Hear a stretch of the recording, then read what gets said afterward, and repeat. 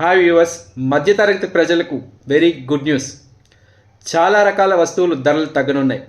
మరి ఏ ధరలు తగ్గనున్నాయి, ఎప్పటి నుంచి తగ్గనున్నాయి, కేంద్రం తీసుకున్న నిర్ణయాలు ఏంటి అన్నది ఈ వీడియోలో పూర్తిగా తెలుసుకుందాం.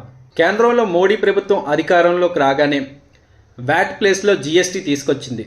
దీని ద్వారా కేంద్ర ప్రభుత్వం ఆదాయం భారీగా పెరిగింది. ఇప్పటికే ఈ జీఎస్టీ కారణంగా చాలా వస్తువుల రేట్లు భారీగా పెరిగాయి. కొనడానికే భయం పుట్టించేలా రోజు రోజుకి రేట్లు పెరుగుతున్నాయి.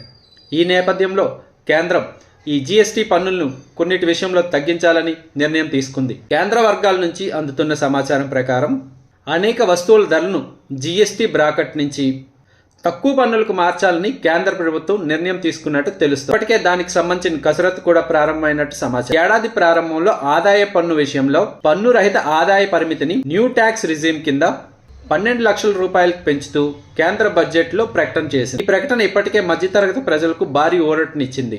ఇదే సమయంలో రోజు రోజుకి పెరుగుతున్న రేట్లపై కూడా మధ్యతరగతి నుంచి చాలా వరకు ఆందోళన వ్యక్తమవుతుంది. ఈ నేపథ్యంలో మధ్యతరగతి, దిగువ మధ్యతరగతి ప్రజల కోసం జీఎస్టీ పన్నుల విషయంలో కూడా మార్పులు చేయాలని కేంద్రం భావిస్తోంది. దీని కింద 12% పన్ను ఉన్న అనేక వస్తువుల పన్నును 5% తగ్గించాలని కేంద్రం ప్రయత్నిస్తున్నట్టు సమాచారం. కేంద్రం తెస్తున్న జీఎస్టీ మార్పులతో టూత్ పేస్ట్లు, టూత్ పౌడర్లు, గొడుగులు, కుట్టు మిషన్లు, ప్రెషర్ కుక్కర్లు, వంట సామాగ్రి, ఎలక్ట్రిక్ గీజర్లు, అలాగే ఐరన్ బాక్సులు, చిన్న వాషింగ్ మిషన్లు, సైకిళ్ళు, రెడీమేడ్ వస్త్రాలు, అలాగే చెప్పులు, స్టేషనరీ వస్తువులు, వ్యాక్సిన్లు, సిరామిక్ వస్తువులు, అలాగే వ్యవసాయానికి సంబంధించిన పనిముట్లు, ఈ వస్తువుల ధరలన్నీ తగ్గే అవకాశం ఉంది.